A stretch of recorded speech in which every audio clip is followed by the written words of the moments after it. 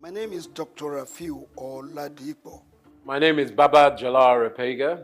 I'm Reverend Juliet Binitie. I'm Didi. My name is Professor Oladokun Suleiman. Souq News is on the ground, loading. Very enlightening, very educative, and entertaining. Thank you to Souq News. So I'm happy that Souq TV has come into existence. I'm happy to be here in the Souq News. I want to encourage you to subscribe to the channel and keep watching news that makes sense. As Browning said, one's extension of one's reach should not exceed one's grasp, or what is heaven for. And I think Souq News is doing that. Africa needs a voice of truth, and Souq News has become one of them. And get ready, get ready, get ready. And keep watching. Keep watching Souq News. Keep watching Souq News. It's a place to be. Keep watching Souq News.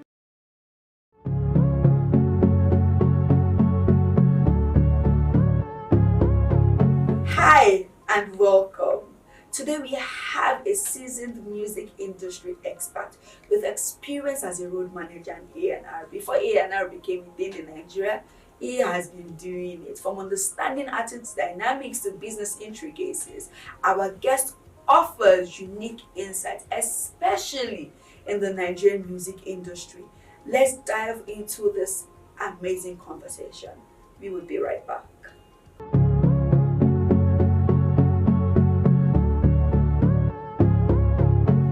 I've known you for over a decade. I mean, I was at the first plug party and I'm like, oh my God, ooh.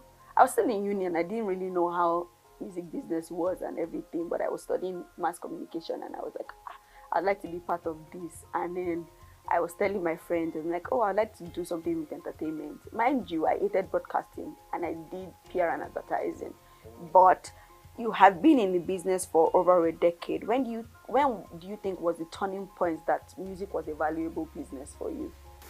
I mean, to be honest, music has always been a very big business for me. That's part of the reason why I got into it. So I can't say there was a time that I felt would be the turning point. Like for me, music made me move back to Nigeria, to get my first job with Storm Records. So, it's always been very important to me and precious. So I don't think anything has changed besides me just, building a wider network of people I know and doing more things. So funny enough, while I was Googling you, like I always do, while I was Googling you, I never knew that I knew you went to school in the UK, but you never said that you studied music business. Yeah, I do music business. So you studying music business, do you know what you were going to do? Oh yes, I mean I've always been known what I wanted to do and I've been intentional about it. But did you ever think that you were going to do A&R? Well, no. I knew I was going to be in the industry and I knew I was going to be something, maybe a manager, some exec in the office or something, but I didn't think of A&R. It was Don Jazzy that made me actually realize I want to become an A&R because I, worked the process of how he made music and, how he thought about what kind of person to put the music. This is way before Ricardo Bag. This is more his days. I watched Jazzy make music in the studio and say, this song will not go bad for this person. This song will not go bad for this person. I'm going to put XYZ on this song.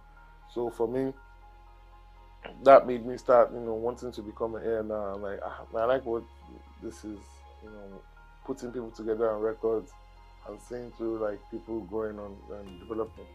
In today's age, right, I would really like to know what the roles of A&R in today's age. I mean, anybody can literally make a TikTok song and then it will blow and not necessarily need A&R. We've seen things happen with people who blow up from TikTok. There's no talent development there. After the song blows up, what happens with the person's career? What happens with the person's life? So A&R is still 100. That's why record labels are still hiring A&R still tomorrow, because you need people to develop this talent. It's not just about finding hits. Who's going to develop the guys, groom them, grow them to, to be able to have the right sound, have the right music out there. You spoke about record labels, what do you think should be the most important issue to record companies? Is it albums, concert sales, or awards? I mean, to be honest, everything should be important to labels, to be honest. Like, you need hits. Hits brings money. When you have hits, more people want to go to your shows. You get concert sales. And when you have hits, you win awards. So everything is important to everybody, to be honest. Like, it just depends on what are you in the game for. Are you in the game for just awards? Are you in the game for just ticket sales? Or are you in the game for just hits? You know, everything works hand in hand. So you have to be able to use each thing to balance each other. In recent time, a lot of people have been saying, oh, okay, this person used my song, this person used my song, this person used this. In simple terms, can you break down things like royalties and vast payment, return on investment to people that don't really know? I mean, to be honest, like for me, it's like if you sample someone's record, all you need to do is take permission, from the person to clear the record and see if you can put it out. It's the same thing Bernard did with Last. He reached out to the producer and artist on the original song of, and then it wasn't man enough.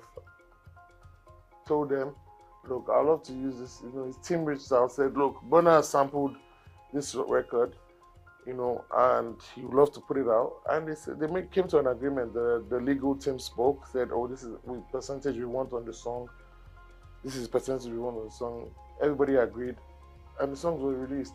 A lot of younger artists in Nigeria these days now sample records and don't bother clearing it because they don't understand music business. I mean, they don't understand the rules of the game. They don't understand what needs to be done.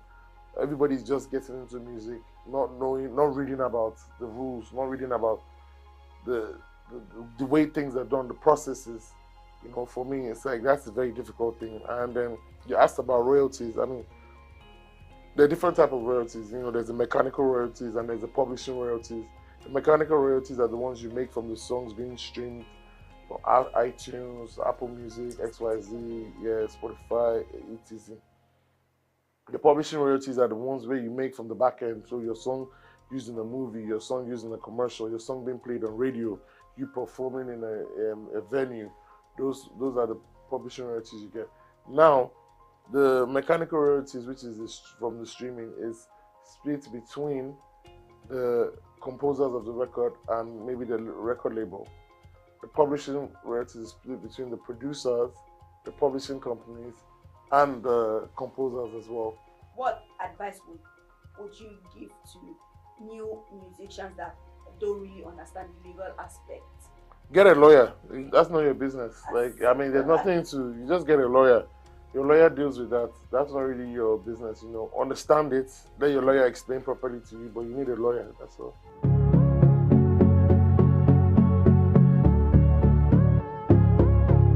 Going by a recent news report, right? Maven record is on the market without leaning in too much on your relationship with Mavens, right? Would you say this is a good or bad investment?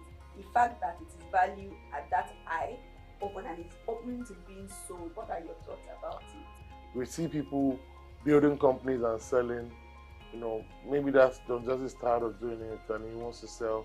But also, if he sells, I'm sure he'll still be on the board of the company, running the company some way or the other. So it's a different thing. I mean, we saw quality control in the US. They sold recently, LVRN. I mean, it's all part of the business, man. You're building things that can outlive you. You're not building businesses for just your time. You're building businesses that when you have kids, they can always get out of it.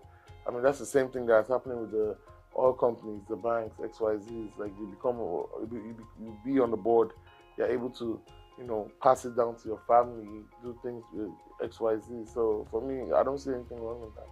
What can smaller companies learn from the likes of Chocolate TV, Mavens in terms of business deals and investment? To be honest, I'll say to you, it varies. Everyone's business model is different. To have a good business model, look around people and see what they've done. Build a solid team that can help you achieve. I'll say to you that the Chocolate City model is different from the Maven model, is different from the YBNO model, it's different from the what else? What other labels are there? It's different from all the labels. Their models are very different. Their business models are different, and each and everyone knows what they're trying to achieve. and I believe they're all being successful at what they do. As a young, small label trying to come up, I feel like first things first is build properly, hire the right people, have a proper structure, get an accountant, a lawyer, I don't know, auditor, people who you need on the label that can help you grow your business to become what it needs to be. So they say that the music industry doesn't have a structure. And like half of the time, I hear that a lot. I'm like, oh my God, your industry, I'm in media and entertainment industry, not necessarily the music industry. But like I hear them like music industry, the acting industry doesn't have a structure. Do you think that that's true? 100%, it's very true. There's no structure there. It's like no one is willing to grow it either. Everyone just cares about themselves. Everyone's doing their own thing. There's no regulations. There's no government body supporting, none of that. It's like the likes of P-Man. Yeah, but that's not really a structure. It's like, is P-Man functional? Is it active? Yes. Is Burna Boy a member of P-Man? Is Davido a member of... Exactly. So my thing is that those things will only become relevant where the people that are running it are not just caring about their pockets alone, but it's like they're trying to make things active change for the industry. It's not just about having P-Man or Koson or one XYZ. What are they doing? We see bodies like that internationally doing things. What are those bodies doing in Nigeria? So. Why do you think that they are not ready to make sure the music industry here has a structure? I can't give you the answer. If I knew the answer, I feel like I would have gone to be president of P-Man or Koson. But I feel like everyone here is just really about their pocket and about themselves. No one cares at the end of the day. It's like, but slowly and shortly, I believe 2024 will change all these narratives because this is our future. This is where, this is us. If we don't build it properly, it's gonna fade away. And that's what like a lot of people have been worried about, that Afrobeat, if you are not careful with Afrobeat. Do you think that's true? Because I think... Well, to be honest, look, we saw what happened to dancehall, reggaeton, XYZ. If they build proper structures back home, I don't think the music will have faded away. The music is still there, still being played once in a while. One artist will have a hit or the other. But I don't think it will be now like the way local everybody's in there. If we don't build our own, and we keep looking to just go there and do, once they feel like we're overtaking them, they'll shut us up. Concerning catalogs, I remember you said something about charts, right? I remember that you're on the board of Turntable Charts, and within 2023, I noticed Turntable Charts ending of 2022, right? And then I didn't know that you and Oye were board members. I just knew that there was something called Turntable Charts, right? And I have seen them grow. Do you think chart tabling is something that more companies can begin to join in the foreseeable future? Oh yeah, 100%. I was just having a conversation earlier about that too. Turntable Charts has grown so well. Even the TSN, the Turntable Chart System Nigeria, has grown well as well. People getting plaques. So yeah, TSN is doing really well. Artists are celebrating their plaques that they're receiving, and it's beautiful to see. What are your predictions for Nigerian music in 2024? It's only going to go up and better. There's more artists, more talented artists doing things. There's more artists getting signed. There's more distribution companies supporting artists. So I know 2024 is amazing, man. The future is bright. I know there's a couple of artists that I know they're going to have a bright 2024. A bunch of new artists. Any artists? Yeah, there's a few. List 1 to 5. Oh, there's Taves, there's Shine, TTW, there's Raybell, there's Easy Scope, there's Gimba. Oh, I heard of Gimba. Yeah, there's a lot of them. Okay. An advice that you would give a young person trying to enter the music industry from behind the scenes, not an artist? Always remember that it's not about you, it's about the artist you work for. And don't give up. Build a strong network, because to be honest, your network is your net worth, and the more people you know, the more you're able to use it to get things done in your career. My last question: what are your ideas on developing the Nigerian music industry into a codified business structure, so that anybody can say, oh, I have 50 million naira, let me invest? I mean, I can't give you the answer because, to be honest, business is business at the end of the day. There's no, it's the same way you can think about tech, like, and put your money in tech. Tomorrow you hear that the company has gone down or something happened. So I can't really say there's anything, but we just have to keep working and pushing and all, working together to be able to grow the economy, the system, the industry, so that everything can work on.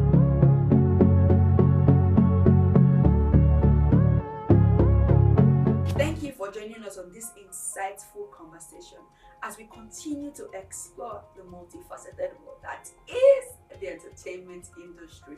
Stay tuned for more conversations and discussions like this. I am Ifeoluwa Johnson and this is Souq News. Bye-bye.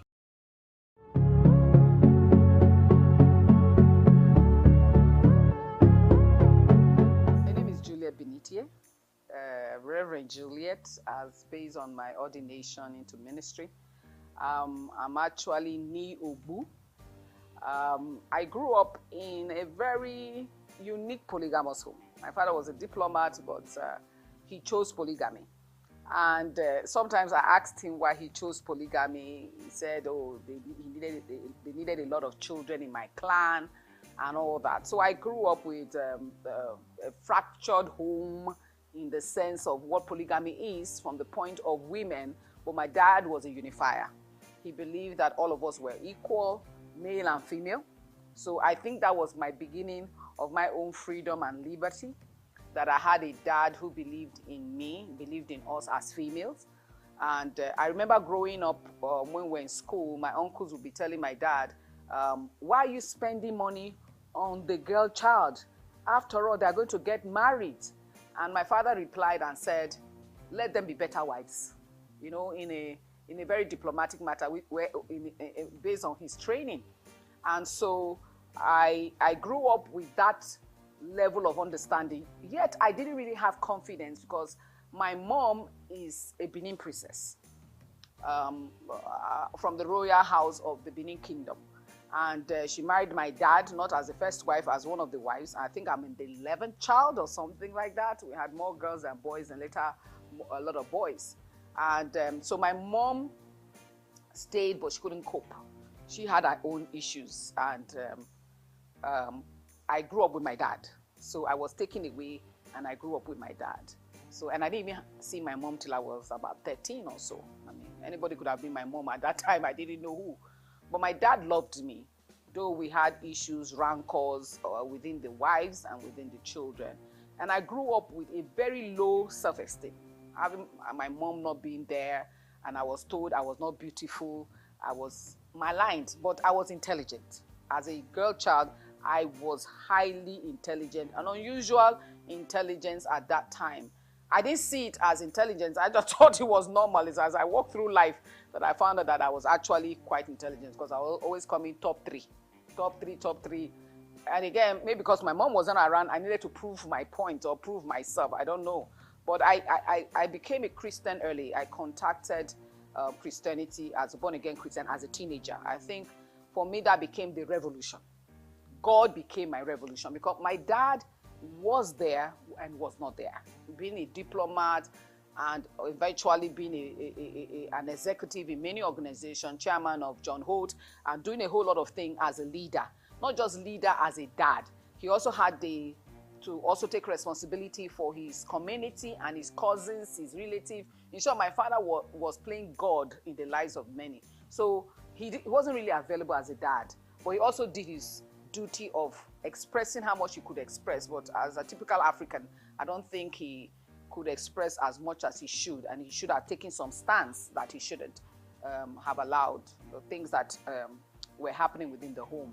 And so I grew up on one side with a low self-esteem. I didn't really understand that it was a low self-esteem, but it was, because as I grew older, I could understand that even when people tell me that I'm beautiful, I am fine, I'll look at them and say, this one wants to sleep with me. That's why he's expressing the fact. So, but I focused on my education. I focused on my Christianity. I made my silly mistakes as teenagers, but I was so focused.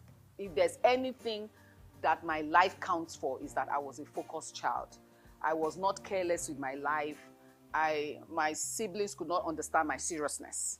I was a very serious child. I did not, when I make mistakes, I chastise myself. I don't wait for people to chastise me. And I think I grew up with that. So I also had a philosophy of the fact that I didn't want to be dual. What you see is what you get. And I didn't want to be a hypocrite. If anything I hated as growing up as a child were backstabbers, biters, and hypocrites. And I had a lot of that within my family background. As a polygamous home, you expect that. Different wives, different camps, different children, and different ways. Everybody trying to take sides. But because I was the only child of my mom for my dad, I didn't take sides. So I also had that as a philosophy. I never take sides. I must hear from all parties. And people hate me for that because they expect me to lean towards them because they have told me something about someone. And I said, no, let's call the someone up. And let's settle the matter. We're supposed to be Christians, so let's settle the matter. So people didn't really like coming to me to talk because they know I won't gossip. I don't slander. I tell you, if I don't have the assurance to tell you up front, I will not say it.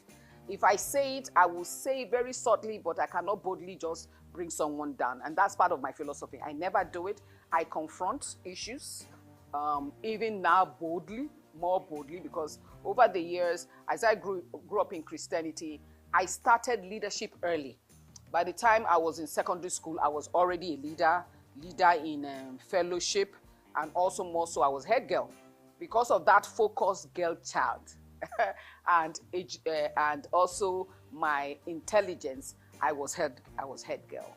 And double back into university, I joined a fellowship. I was also a leader.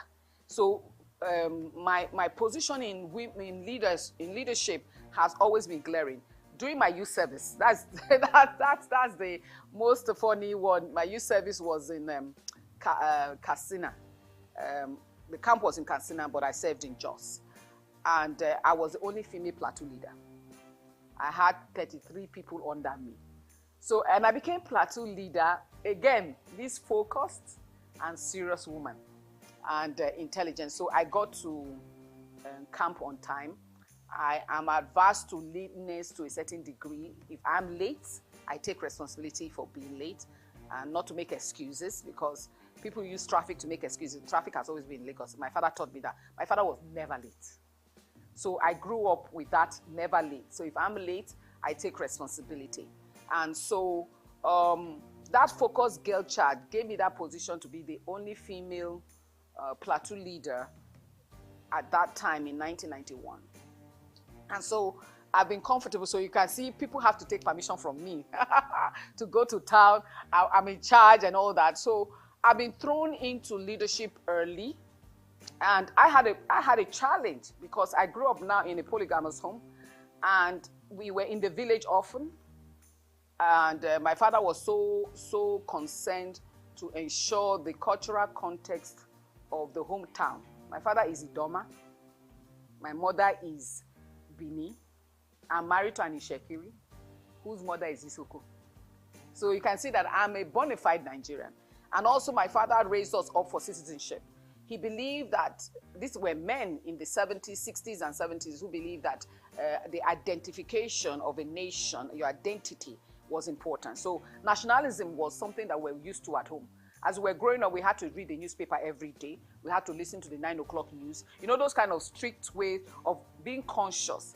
Of course, some of my siblings didn't take it serious. But again, this serious girl child, everything her dad told her to do, she took it seriously.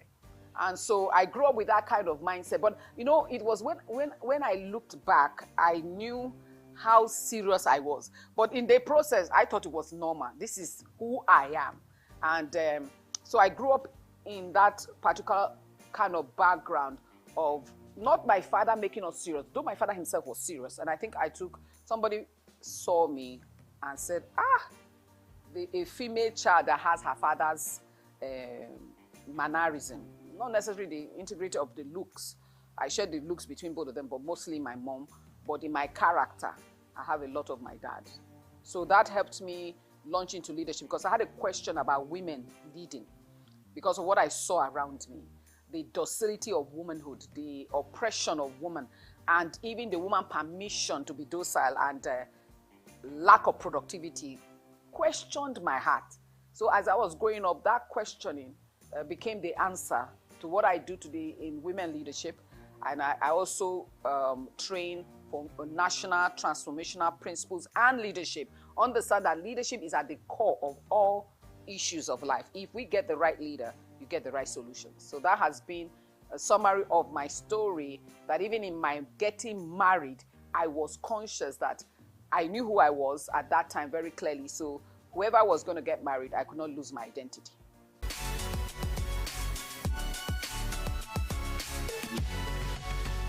You know, my journey into ministry and being Reverend Juliet today is a big story. You know, I always tell people the last place I wanted to do was to do ministry.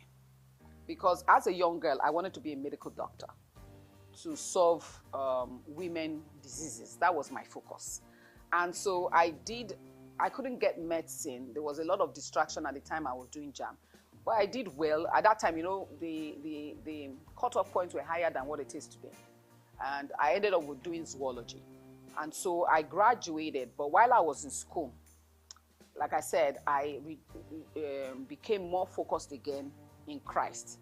I moved from what we call the SU days of no earring, no scarf, no of this, no. And I began to read the Bible for myself and understood that really that extreme is unnecessary.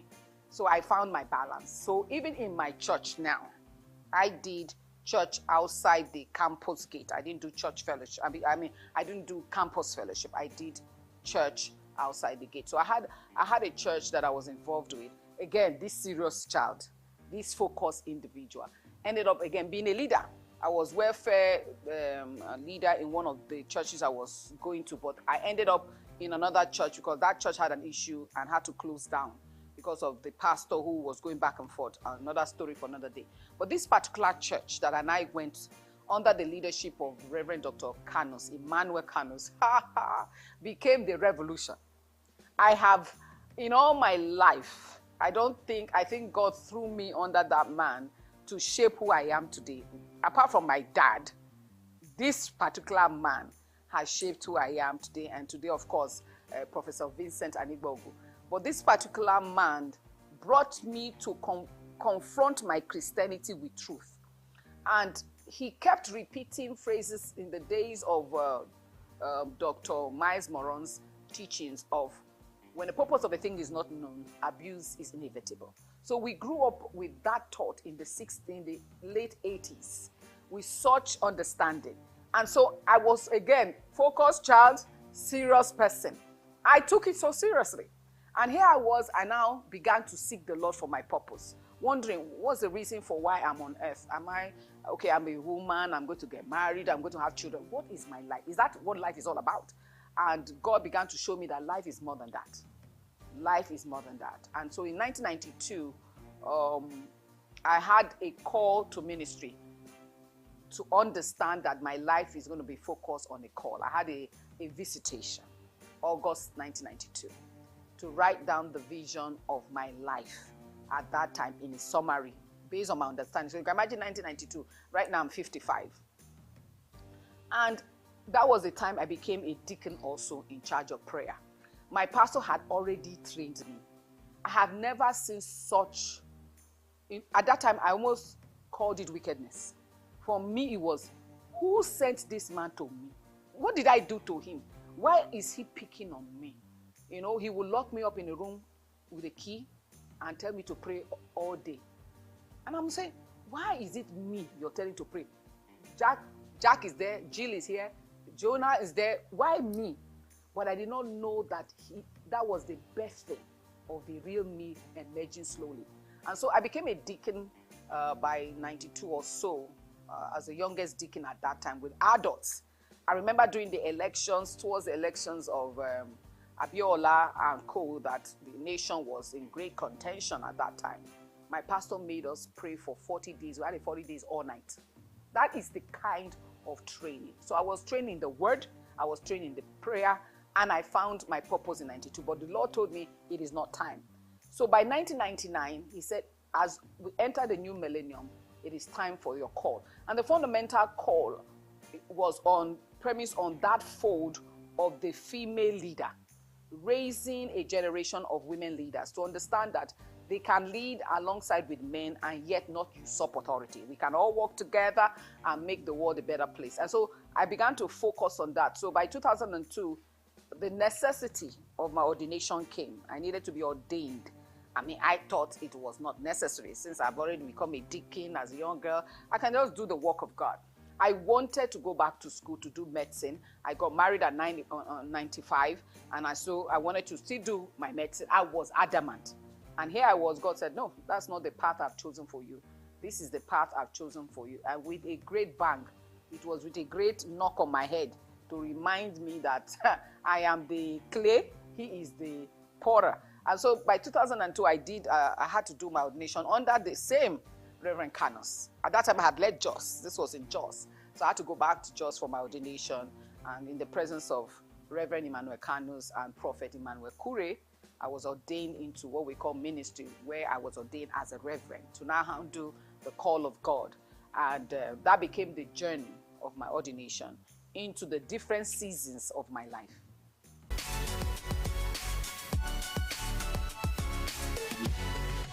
Well, one of the challenges of women playing a role is fundamental in tradition and upbringing.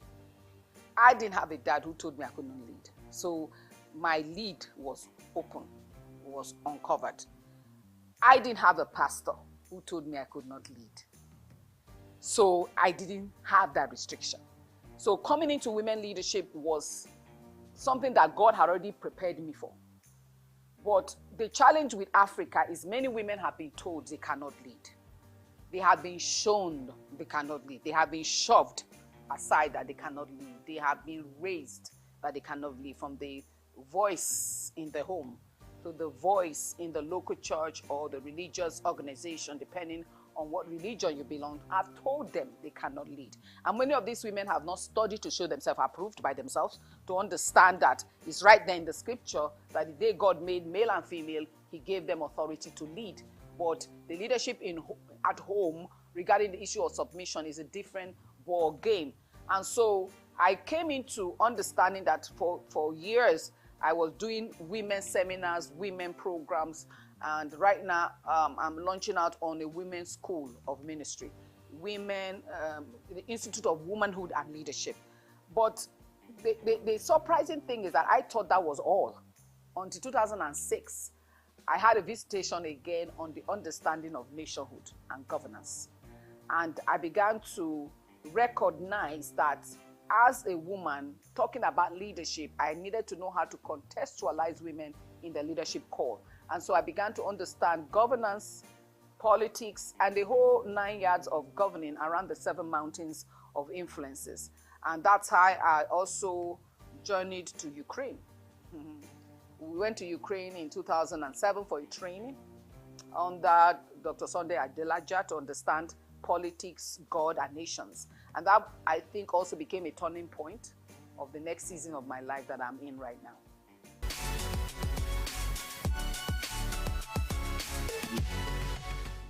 Okay, I had the opportunity to be trained.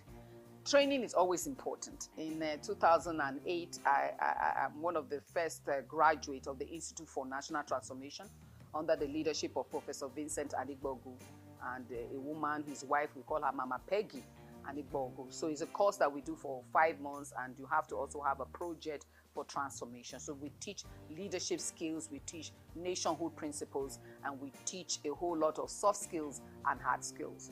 And so going through that institution brought me, apart from the training of 2 weeks in Ukraine, and I had to now do this training for 5 months, and I had to do a project for transformation. And I had to recognize the power of leadership. And by God's grace, in the last 12 years of my life, or a decade plus, if I must say, I've been researching on leadership and nationhood. Unfortunately, I don't have the PhD to back it up yet, but it's loaded. But what I know, I think I can get a PhD within a short while, because I have done so much study to understand that indeed what John Maxwell said, everything rises and falls on leadership is a fact, is a principle, beyond gender, beyond culture and people. And so Africa's challenge in leadership is that Africa understands positional leadership. She understands that leaders should have position of authority, being a chief, being a politician, as a senator, a president, a governor, and whatever the 9 years of leaders occupy. But they do not understand that leadership or leaders were designed for service. The problem in African leadership is that we are still under what we call the feudalism. The feudal system that believes leaders oppress others, leaders in authority to have the big share, while other people share, a million of people share the small share. So that psychological understanding of leadership has been behind everything Africa is going through. It's the spirit of feudalism. And Europe also had the issue of feudalism. The West, United States, and many nations also had the challenges of feudalism. But people began to see a superior leadership of what is called servant leadership, meaning that when I take a leadership position, it is tied to leadership functionality to serve. If I'm unwilling to serve, I should not take that position. So Africa is still in that body of thinking that when I become a leader, it's like a chiefdom. It's like a chieftaincy. It's like authority has been given to me now to rule and to dominate and to be the center of the whole circle. And so that psychological effect of Africans thinking in that light has been the reason why we have suffered that with all the resources, because we're unwilling to serve. It takes you serving to find solution and to decode the issues and take people out of their quagmire because you believe in them. And again, religiously, many of us have been stained by a religious concept of the lack of understanding of what true leadership is all about. And those kinds of things are also the reason why we don't have the leadership we desire. We have more of the leadership we deserve because we haven't trained our people, even those who are elites, are what we call elite capture. They have captured the society for their own benefit, the benefit of their own families first and their own cronies. They are not thinking nation. They are not thinking nationality. And so the sacrifice required. Leadership is about sacrifice, about servanthood, is about giving. In short, giving to your last. Giving unto death, if it may be that, as described.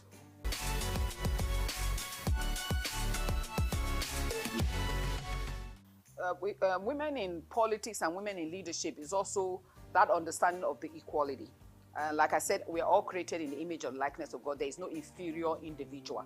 Women are not inferior to men. Men are not superior to women. It's a fact. When you become a leader as a husband, it gives you more responsibility. In actual fact, the definition of head of the home, cephale in Greek, is actually the chief servant. The chief servant. So when a man is hurrying up to get married, he's actually hurrying up to become a chief servant. We need to let them. And that's why the word husband is a cultivator. Husband is a cultivator. You're supposed to plant, you're supposed to build, you're supposed to spend your life in ensuring lives get better. And so women don't understand that they are meant to lead. Number one, very few, like I said, in my growing up, very few people had the kind of psychology I had. Very few people understand that women are meant to lead. Because of the home management structure of women and leadership in home, women now discarded leadership in society. It's not the same. The issue of the structure at home is not the structure in the society. A woman can be a boss of a man, but she may have to submit at home. And submission is not submission for oppression. It's submission for agreement that we want to work together and create a better future and collaboration for a better citizenship. Like I said, children are supposed to be the next citizen of a nation. He told Abraham, I'll give you a son that is a nation.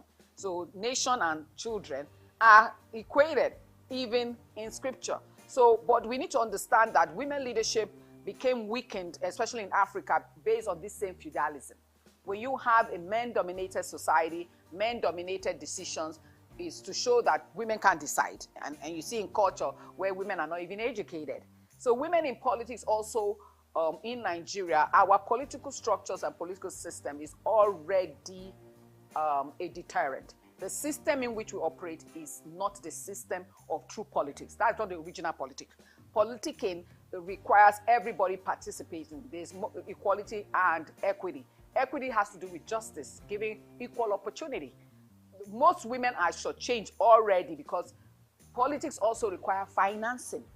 And many women are not being empowered financially, number one. But you may not be empowered financially. You need to also know social quotient. Many women are also low in social quotient because they've been told that they cannot lead. Remember, leadership is about service is about society organizing. So even for me, when I want to go into leadership in the political sphere in the future, I need to begin to understand in what way am I leading my people now? I have no right to be giving political leadership when I have not served my people. So women must also know how to move from just doing mere charity works to leadership works. What do I mean by that? You may do charity of, oh, I feed the poor, I give clothes to the poor, I do this for the poor. That is not it. That's not leadership. That's charity. Leadership becomes, okay, these poor people that I keep giving clothes and food to or do this, how can I better their lives? What systems can I put in place to elevate their lives to the next level? That's leadership. Increasing the measure of the people, solving the societal problems. So how many societal problems am I willing to solve for me to deserve to lead? That's why it is abnormal for us to have leaders in the political sector who are not leading their people, who have not served their people. That's why we don't have politics yet. We just have the shadow of it for now. And that's why as a people, we must begin to have elite class who can speak out, organize for us to change the system and educate even more of the followers and even the politicians, because the followers themselves are the problem, who are supposed to be leaders following leaders. They themselves are survivors rather than followers. They just want to survive. So at a political season, political money goes up and down and people are just thinking about the immediate problem because they have been conditioned like that by these evil rulers to make them survivors rather than citizens. So citizenship has not been formed in Nigeria. It used to be, but we have really, really lost it over the years. So our responsibility as a society is to ensure that we teach women that leadership principles and that they can do it. And when you don't have money, you do what we call, you organize yourself maybe around either a cooperative whereby you raise women together with yourself, have quantum power, so that at the day you need to really lead, you have people who are following. You don't just jump on leadership because maybe you have a spouse or a relative who was once a leader. It doesn't work that way.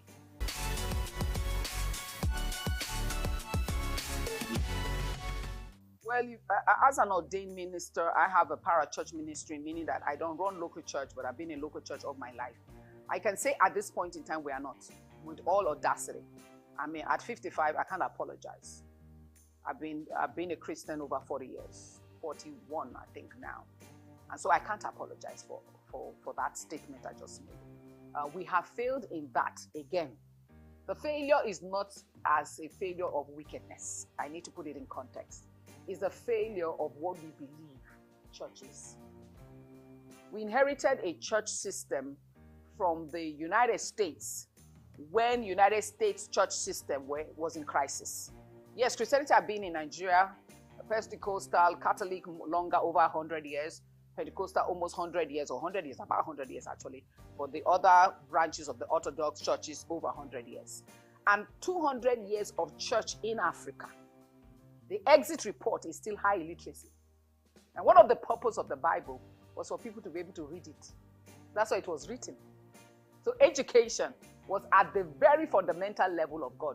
Why do we still have high illiteracy? Because the church has not focused on understanding why.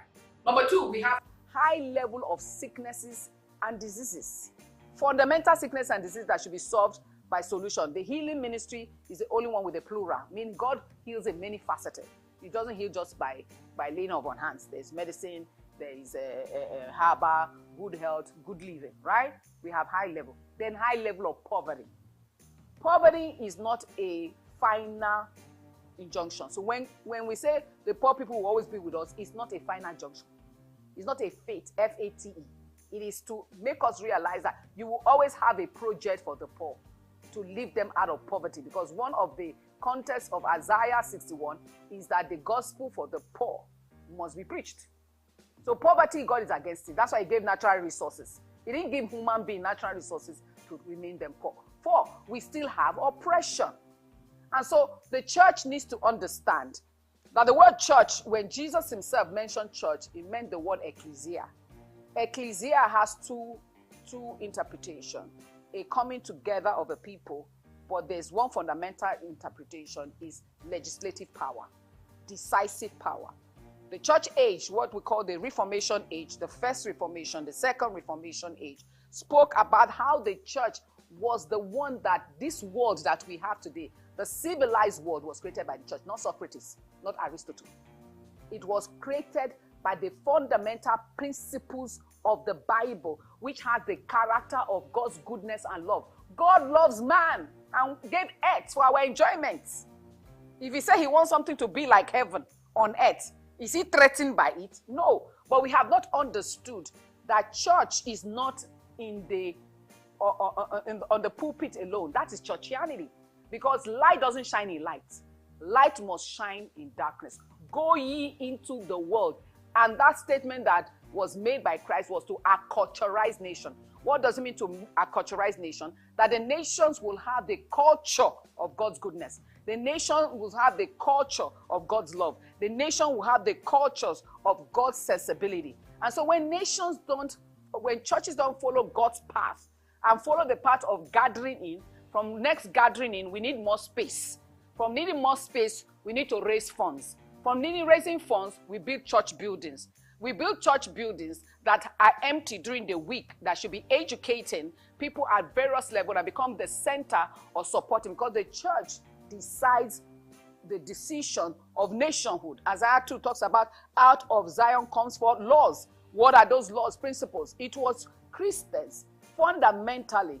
Other religions joined, but I repeat, Christian fundamental in history built the society that we have. Medical, Florence Nightingale, medical care, gave to Queen Victoria 2,000 pages of policy. Today, everyone who goes to nursing meets Florence Nightingale. She had a call at 17. Wilberforce, a Christian, stopped slave trade. They are Christian landmark of people who were both pulpit leaders like John Calvin of Switzerland, John Wesley of England, who intervened in the quagmire. The reason for what we have here is what is said, that light is hidden under a bushel. And the church has become church building, local church building has become a bushel. Light is not meant to shine in light. Everybody is supposed to go into the marketplace at different spheres of influence and take the character of God and shape the society into the goodness of God. So the more goodness, godliness that we have, the better you have a society. It was church that made charity possible. And let me end with this by saying that it was church. What we call Sunday school did not start from the church walls. Sunday school was started in England, especially by a man who, British children, these same England children were begging with bowls. And that's why you have the story of Oliver Twist, which is a satire. In actual fact, the children were begging. We had what we call the chimney children. Parents were offering their children for £1 just for survival. Children were going to work with their parents Monday to Saturday to survive. They were living in one room, face me, I face you, in England, sharing 300 people, sharing one tap outside with buckets. England, 300 years ago.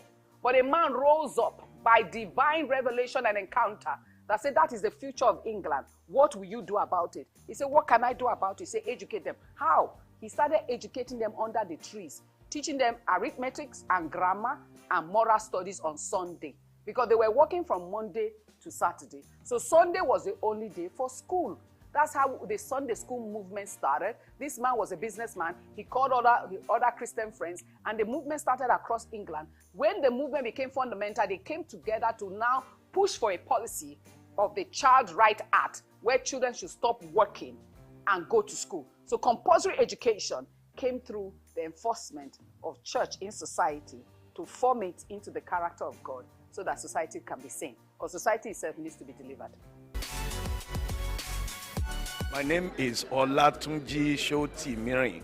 I'm a performing artist and, television radio presenter and a university lecturer, Unilag. Keep watching Souq News. Hello everyone, my name is Kenny Black, Africa's finest music comedian, and you're watching Souq News. If you're not watching Souq News, I pity you, but keep watching Souq News. Hello everyone, my name is Timi Dakolo, and you're watching Souq News. Stay tuned. Hi, my name is Wisdom Oluwaseun Okoko, co-founder Orbit Africa Properties. I'm live at Souq News. Guys, keep watching Souq News for everything that concerns business, economy, politics, news. Souq News is your station.